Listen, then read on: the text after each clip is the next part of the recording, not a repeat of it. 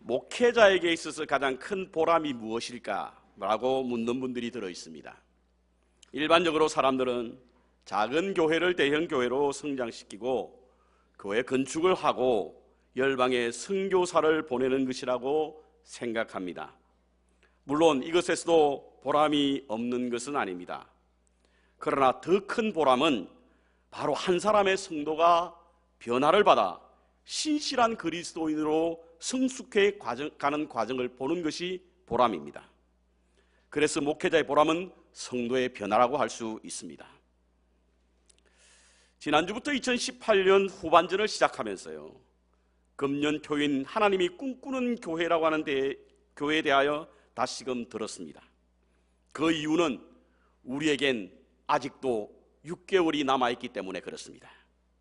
동시에 오늘날 교회의 현실과 다가올 미래에 대한 교회의 모습이 그렇게 희망적이지 않기 때문에 그렇습니다. 미국민들에게요, 쌍곡선인 저와 같은 그림을 보여주면 80% 이상이 맥도날드를 연상한다고 합니다. 그런데요, 십자가를 보여주면 채 50% 미만도 교회를 생각지 않는다고 합니다. 아마 이 숫자는 시간이 가면 갈수록 점점 더 그 차이를 벌이게 될 것으로 보이는데요, 이는 세상 사람들이 교회에 대한 인식과 관심이 이제는 점점 사라지고 있다라고 하는 것으로 볼 수 있습니다. 지난번 지방의 모임에서 저희들이 속해 있는 뉴욕 연회의 현실을 우리 감독님이 발표했는데요, 뉴욕 연회의 교회 숫자가 모두 434개 가운데 137개의 교회가 불과 25명 미만의 숫자만 모이는 교회고요, 81%가 100명 미만의 성도가 예배를 드리고 있는 그런 현실이라고 합니다. 동시에 지난 10년 사이에 세례와 견신, 컨피메이션의 숫자는 50% 이상 줄었다고 합니다. 우리 교회라고 예외일 수는 없습니다. 간단한 예로 우리 교회 지금 유치부 학생들이 이제는 거의 없습니다. 불과 한 2명 정도 남아 있습니다.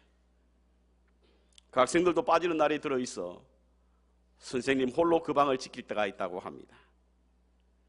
미래의 교회를 짊어지고 갈 젊은이들의 숫자가 점점 더 줄어들고 있다고 하는 것을 피부로 느낄 수가 있습니다. 이대로 가다가는 정말 어쩌면 이제 곧 50살이 될 우리 디모데 선교회가 마지막 세대가 될 수 있다라고 하는 위기감마저도 듭니다. 그래서 우리는 미래에 대한 청사진을 가지고 이제부터 시작해야 됩니다. 미래에 대한 꿈이 있고요, 내일에 향한 비전이 있는 사람에게는 반드시 있어야 될 것이 있는데, 그것이 뭐냐면 바로 변화입니다. 무엇인가 변하지 않는다고 한다면 마치 파선하는 배에 올라타서 그 배와 함께 서서히 침몰할 것만 같은 그런 모습들이 바로 변하지 않는 사람들의 모습입니다. 그런데도 사실은 이 변화는 쉽지가 않습니다, 여러분. 그 이유를 한 2가지 정도로 들어보면요, 첫째로 두려움 때문입니다. 변화를 원하지만, 그리고 변화의 필요성을 느끼지만 선뜻 꺼내기가 어려운 것은 바로 변화에는 필연적으로 요구되는 도전과 모험의 두려움 때문에 그렇습니다. 특히 이민의 삶을 살고 있는 우리에게는 모험보다는 안정을 원하고 도전보다는 안주를 더 선택하기 때문에 위험과 두려움을 감수하고 변화한다고 하는 것에 왠지 모르게 마음이 가지 않습니다. 그래서 변화보다는 현재 상태를 유지하고 싶은 것이죠. 그러나 변화하지 않으면 그대로 있는 것이 아니라 없어집니다. 안정과 안주는 우리를 점점 더 소멸시키고 후퇴시키며 그리고 퇴보하게 만듭니다. 2번째로 현재 안락함 때문에 우리는 변화하지 못합니다. 변화하지 않는 이유는 현재 만족에서 벗어나지 못하기 때문입니다. 간혹은 변화를 말씀드리면 성도님들 가운데 목사님 지금 이대로도 좋은데 또 변해야 합니까? 라고 여쭙는 분들도 있습니다. 절박함이 사라진 곳에는 변화하지 않습니다. 그런데 무사한 일은 결국에는 망하게 되는 것입니다. 저는 청년 사역을 할 때요, 청년들과 눈높이를 맞추기 위해서 그들이 읽고 있는 책을 읽었던 적이 있는데요, 그 가운데 하나가 스탠스 존슨이라고 하는 사람이 쓴 누가 내 치즈를 옮겼는가 라고 하는 책입니다. 아마 여기 계신 분들 가운데서도 여러분들이 이 책을 읽었을 것으로 여겨집니다. 이 책을 잠깐 소개하면요, 옛날에 두 꼬마와 두 생쥐가 살고 있었습니다. 그들은 치즈를 찾기 위해서 매일 미로를 향하여 달리고 있었고 그 일은 하루 일과 중에 가장 행복하고 즐거운 시간이었습니다. 그러던 어느 날 그들 모두에게 자신들이 제일 좋아하는 아주 큰 치즈 창고, C라고 하는 창고라고 하는데 창고를 발견하게 됩니다. 그 후에 그들의 일상은 바뀌었습니다. 매일 아침에 일어나면 치즈 창고에 가서 배불리 마음껏 먹었습니다. 하지만 그들의 삶은 전혀 달랐습니다.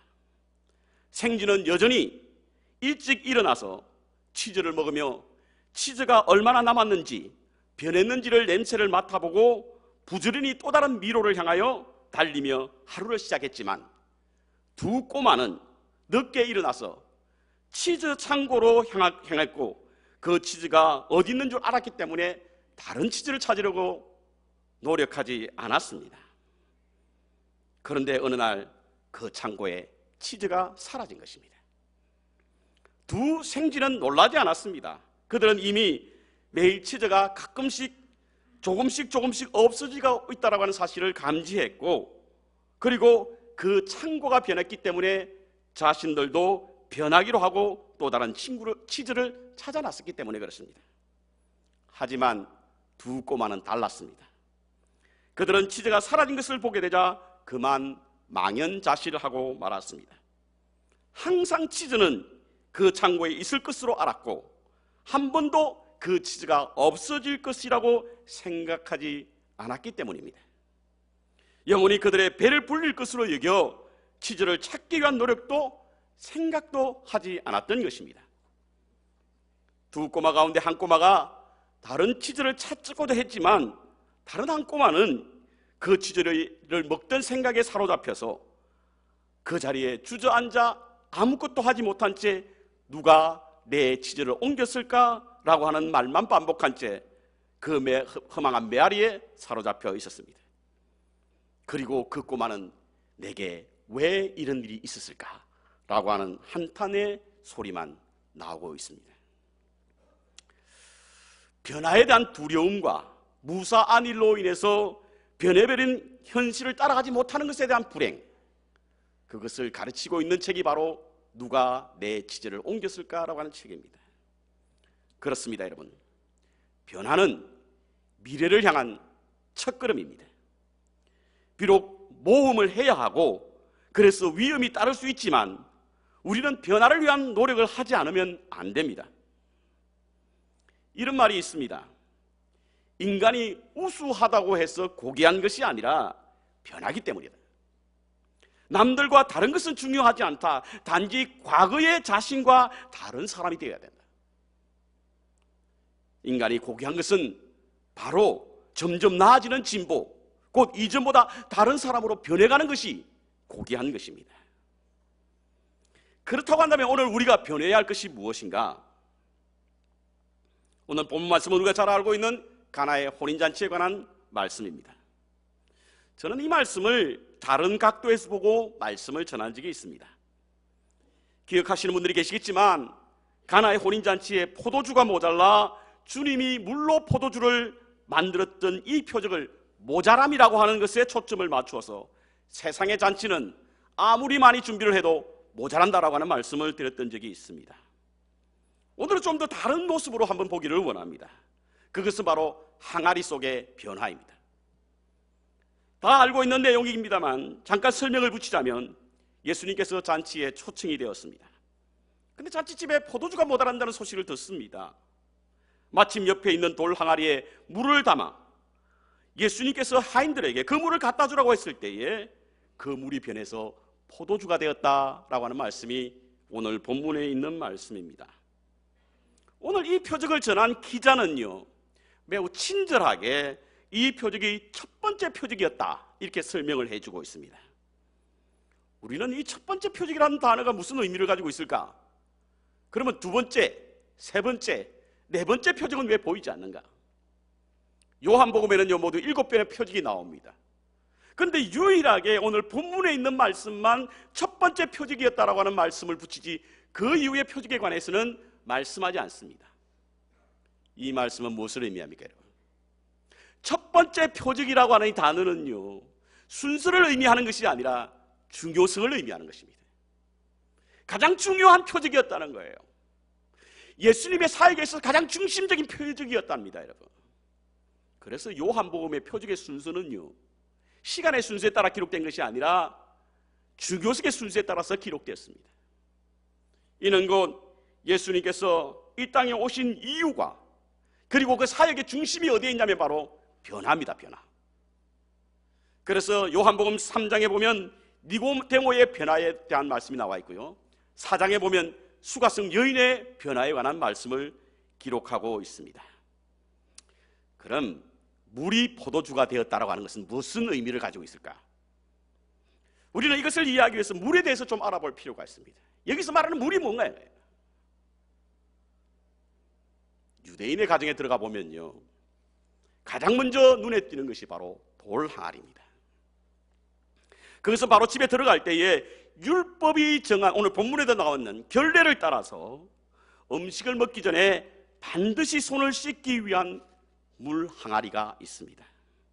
이런 유대인들의 율법의 전통을 따라서 하나님이 주신 음식에 대한 감사의 표시로 손을 씻고요, 부정한 것으로 자신의 몸을 더럽힐 수 없다라고 하는 의미로 그 돌 항아리에 담긴 물에 손을 씻게 되어 있습니다.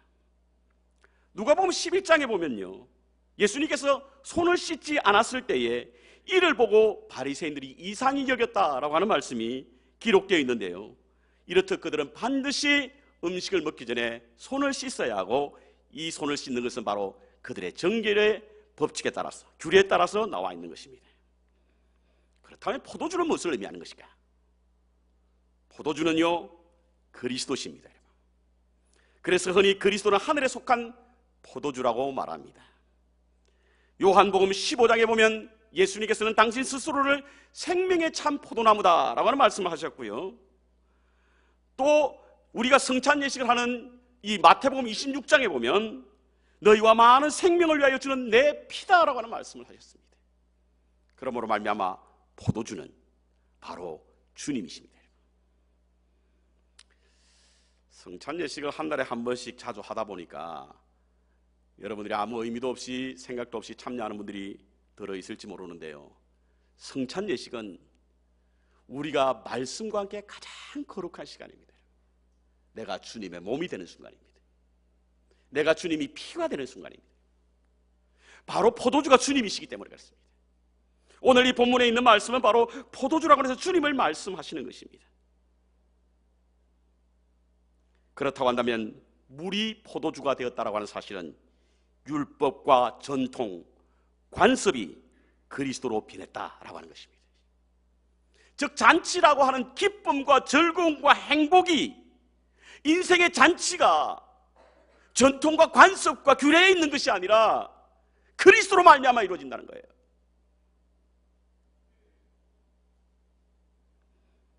일반적으로 요한복음이 기록되었던 1세기, 요한복음이 기록되었던 시기를 대개는 1세기 말로 봅니다. 그런데 1세기 말에 요한복음을 기록할 수 있었던 사람들이 그 삶 속에서 경험했던 그 순간은요 참으로 잊을 수 없는 끔찍함과 참혹함을 경험했던 사람들이었습니다. 여러분도 잘 아시다시피 AD 66년부터 70년까지 그 끔찍했던 유대인의 전쟁, 마사다라고 하는 것을 여러분 방문해 보신 분들은 아시겠지만 그 시대에 있었던 가장 참혹했던 유대인의 역사를 경험했던 사람들이 바로 이 요한복음을 썼어요.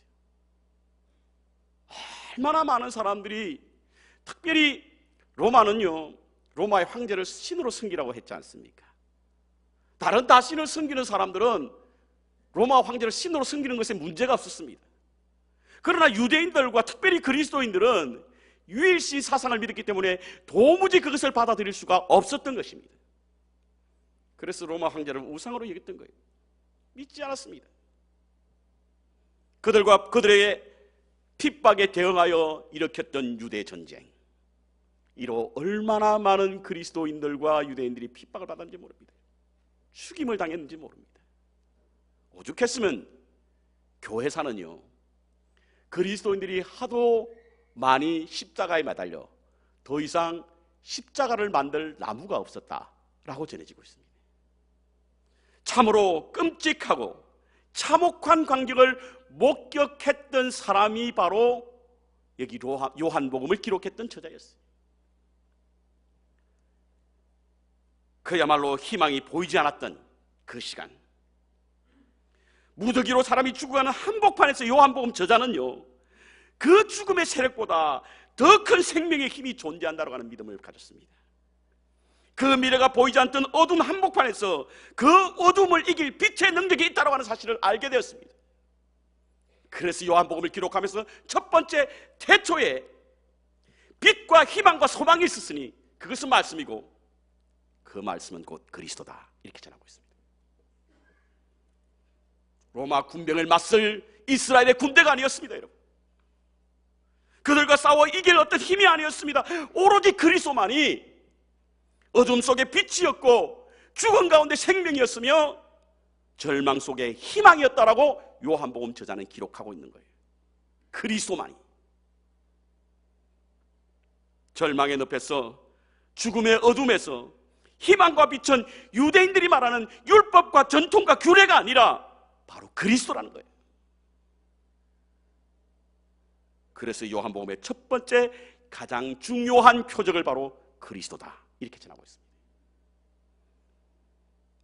오늘날 위기의 교회를 극복하고 회복시킬 수 있는 것은 우리가 입버릇처럼 말하는 전통과 관습이 아닙니다, 여러분.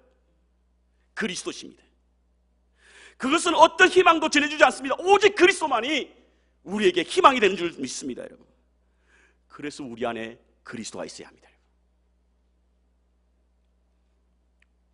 그렇다면 변하기 위해서 우리가 해야 할 일이 무엇인가? 신과 나눈 이야기라고 하는 책이 한 8권으로 나뉘어 있죠. 여기 이 책을 썼던 아주 유명한 닐 도널드 윌스라고 하는 분이 계신데요, 이분이 미래 인간의 선언문이라고 하는 책을 썼습니다. 이 책의 서문에 보면 이런 글이 있습니다. 우리가 추구하는 것은 행동이 아니라 믿음의 변화다. 우리가 바꿀 수 있다는 믿음이 있을 때 행동의 변화는 자연스럽게 일어난다, 이겁니다. 행동의 변화가 있기 전에 우리가 가져야 하는 것이 뭐라고요? 믿음이라고 합니다.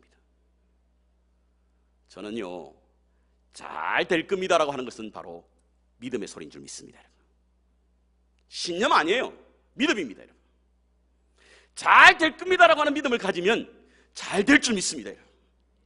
왜냐하면 잘 될 겁니다라고 하는 믿음을 가지게 되면 우리 행동이 잘 될 것으로 변하기 때문에 그렇습니다. 뿐만 아니라 우리의 믿음의 변화를 위해서 가져야 하는 2가지, 곧 의식과 가치의 변화입니다. 왜냐하면 의식과 가치는요, 삶의 행동의 주체가 되고 그것을 지배하기 때문에 그렇습니다. 그래서 변화를 위해서는 우리는 반드시 올바른 의식과 가치가 있어야 합니다. 그럼 우리가 가져야 하는 올바른 의식과 가치는 무엇인가? 첫 번째로는 선민의식이 아니라 성민의식입니다. 선민의식에서 성민의식으로 바꾸어야 합니다. 보통 지금은 그렇지 않을 수도 있습니다만 그 민주화 시대 때는 우리 보통 학생들이 대학에 들어가면 제일 먼저 하는, 선배들이 데려와서 하는 일이 뭐냐면 학생들의 의식화를 시키지 않습니까? 그래서 고등학교 다닐 때는 별로 그렇지 않던 친구가 갑자기 대학 들어가더니 머리에 띠를 두르고 막 그냥 데모하고 하잖아요. 의식화됐기 때문이거든요. 의식은요, 사람을 송두리째 바꿔놓습니다. 여러분, 우리가 가져야 하는 것은 선민의식이 아니라 성민의식입니다. 지금도 유대인들은요, 70% 이상 자신들은 하나님으로부터 선택받은 백성이라고 하는 그런 의식을 가지고 있대요. 여러분, 그 의식의 결과가 뭡니까? 그 의식이 낳는 것이 무엇입니까, 여러분? 유대인들이 선민의식을 가지니 스스로 우월감에 사로잡히는 거예요. 다른 사람에게 배타적인 생각을 가지고 있습니다. 자신들은 특별한 존재로 남들을 무시하고 차별하고,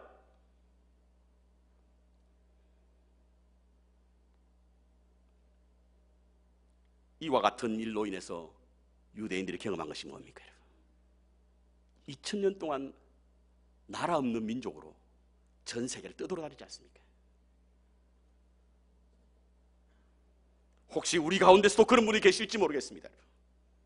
나는 오래 믿었기 때문에, 주일날 교회 열심히 다니기 때문에 어떤 일을 해도 망하지 않는다라고 하는 믿음, 어떤 경우에도 나는 하나님 앞에 결코 버림받지 않을 것이라고 하는 잘못된 생각, 그것이 선민의식이에요. 선민의식. 그것으로는 안 됩니다, 여러분. 성민의식을 가져야 합니다, 여러분. 주님께서 우리 하나님의 말씀을 전하면서 내가 거룩하니 너희도 거룩하라. Be holy, for I am holy. 우리는요, 초스니스가 아니라 홀리니스가 있어야 합니다.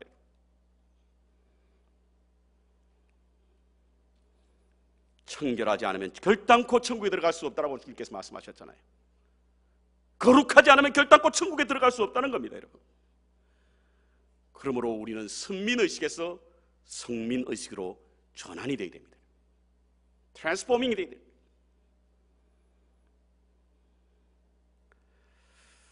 두 번째로, 거짓된 가치에서 핵심적 가치로 바꿔야 됩니다.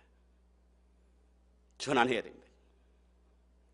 한 사람의 가치관은요, 그 사람의 삶의 방향과 목표와 이유입니다. 그래서 가치는 행동의 변화를 가져오게 되는데요, 유대인들이 가졌던 최고의 가치는 뭡니까? 유대인들이 가졌던 최고의 가치는요, 율법에 따른 전통을 행함으로 말미암아 의를 얻는 것이 그들의 최고의 가치였습니다.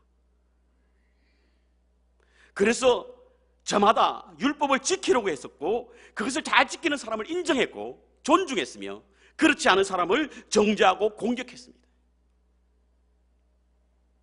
이와 같은 이유 때문에 유대인들은 사람들이 보일 때만 거룩한 점,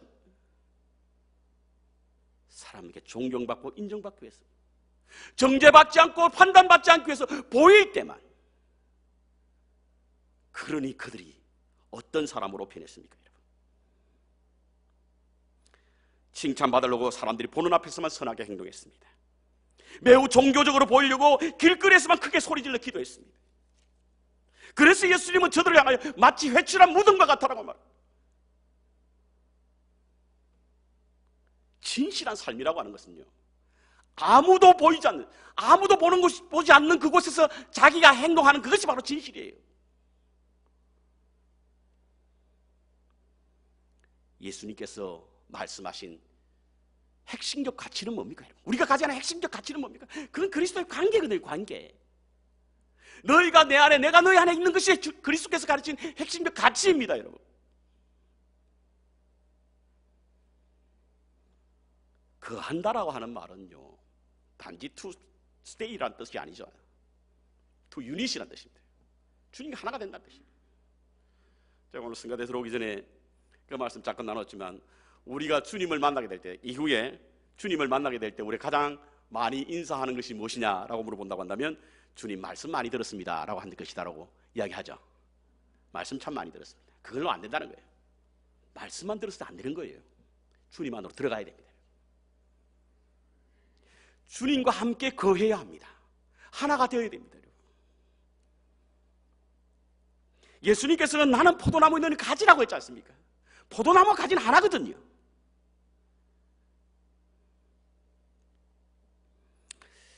약한 것은 강한 것에 동화되거나 그렇지 않으면 흡수됩니다. 여러분, 우리가 주님과 하나가 되면요, 주님에게 동화되거나 주님께 흡수됩니다. 여러분. 그래서 그 이후에 내 모습은 보이지 않는 거예요. 내 목소리는 들리지 않는 것입니다. 내 고집은 사라지는 거예요. 내 주장은 없어지는 겁니다. 왜? 우리가 주님이 우리 안에 계시면 우리가 주님께 흡수되거나 동화되기 때문에 그렇습니다. 왜 예수를 믿는다고 하면서도 아직도 주님의 모습이 보이지 않습니까? 주님과 하나가 되지 못하기 때문이에요. 주님 안에 거하지 못하기 때문입니다. 우리를 지배하고 다스리는 것은 내가 아니라 주님이어야 될 줄 믿습니다. 이때 우리의 내면은 변화됩니다. 그리고 우리의 삶은 변화되는 거예요.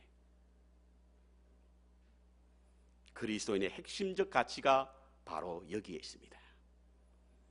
예수님께서는 거짓된 가치보다는 핵심적 가치를 원하셨습니다. 그래서 위선보다는 진실한 삶을 살기를 구했습니다. 물이 포도주로 바뀌었다는 것은 선민의식에서 성민의식으로, 거짓된 가치에서 핵심적 가치로 바꾸는 것이 바로 물이 포도주가 된 것입니다.